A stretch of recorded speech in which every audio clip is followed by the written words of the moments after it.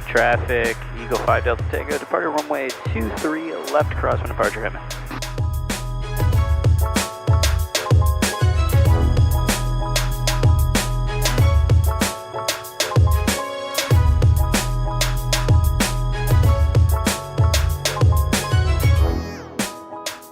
Alright, so the number one question I get asked more than anything else, people reaching out on on Instagram or Facebook, is how do I get into aerobatics?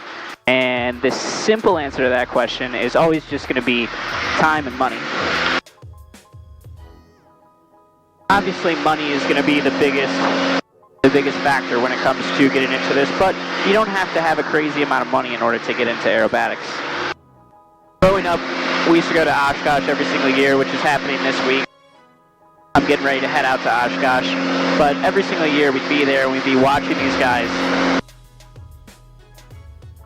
fly in the air show, and it was unbelievable. And it was something that me and my dad always wanted to do.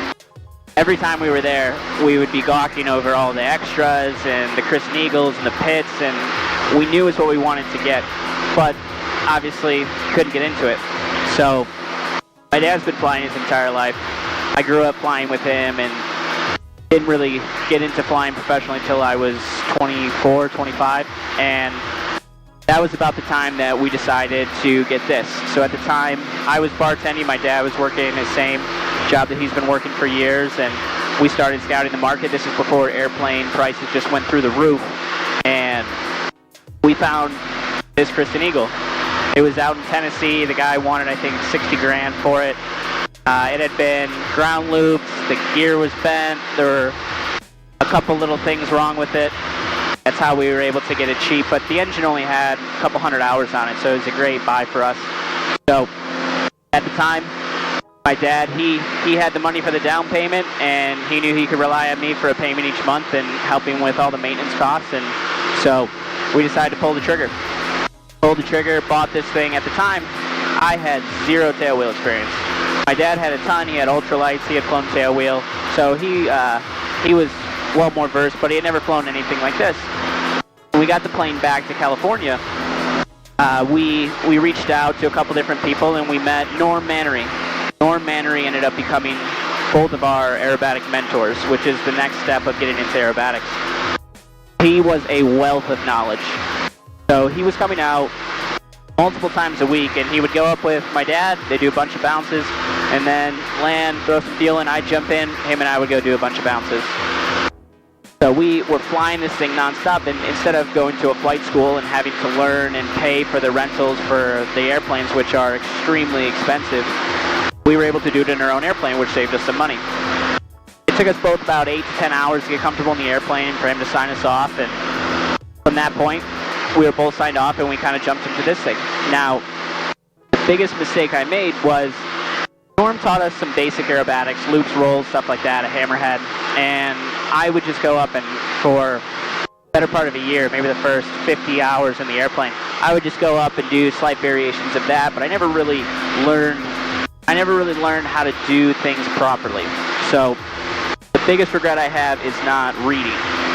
There are so many aerobatic books that are extremely helpful. The two that helped me out the most were Better Aerobatics. I'll put a link to it, show the title. It's phenomenal, as well as Basic Aerobatics. I know that one's written by Mike Goulian and Gene Soucy, and I believe Gene Soucy, I know for a fact Gene Soucy flew a Christen Eagle, but unbelievable wealth of knowledge with those books, and those really helped.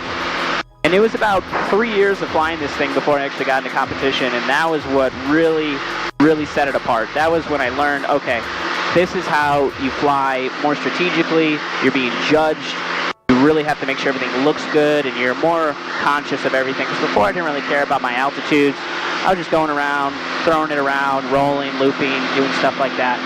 Basically just gentleman aerobatics. Once I got into competition, started to learn, okay, this is how you do stuff properly, this is the right way to do things. And to be honest, biggest help that I got was meeting people at the airport. I met Dave when I probably had, 50, 100 hours in this airplane, and Dave's been flying the pits for years. He's been flying aerobatics since he was a kid. Unbelievable pilot.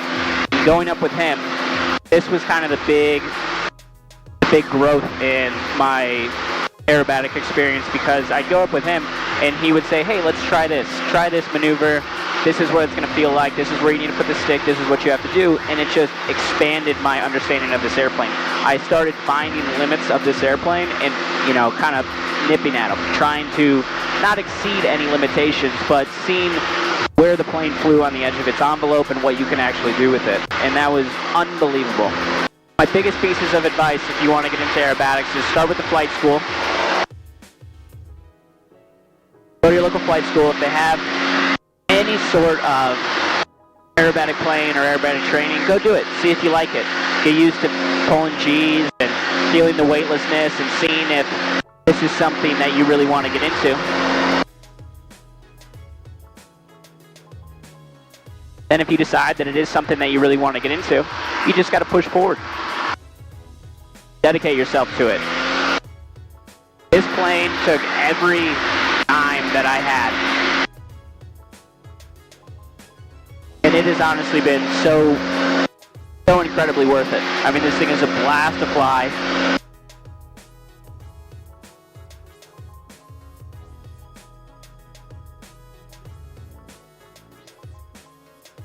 Oh, I hit him with a snap.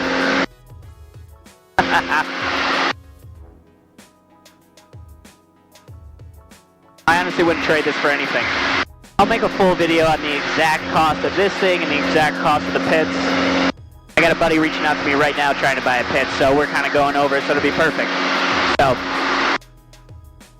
I got a little more gas in this thing. Throw it around for a little bit, and then I'm going to head in.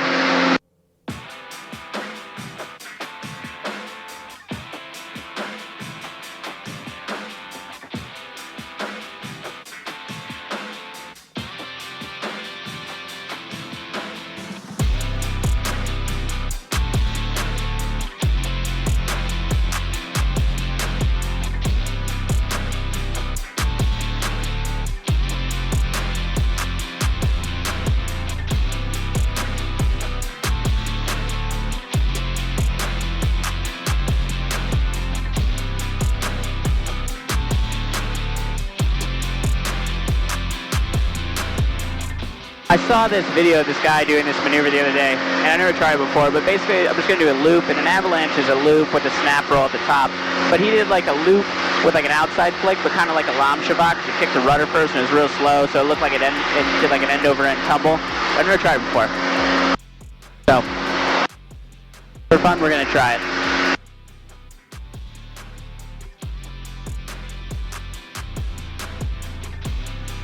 Alright, so start the loop. Once you get to the top, then you kind of just went. There it is, now catch it. Oh, dude, that's so cool. Oh, let's try it again. Pull this one a little bit tighter. Get to the top, rudder. End over end.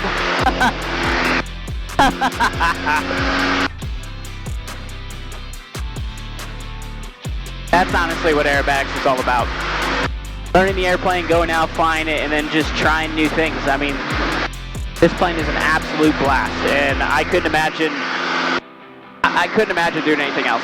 So, my biggest advice is, if you want to do it, if you really, really want to do it, give it everything. Spend the time reading, learning, watching videos on YouTube. I mean, that's all I did. All I did was watch videos on YouTube. Hunter Nadine.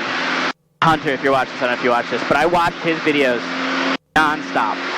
He had one video that had this song in it, and I still listen to that song to get motivated, because before we had this airplane, before I got into aerobatics, I would watch the video of him flying, and he was flying a Kristen Eagle, and it had this song to it, and it still motivates me to this day.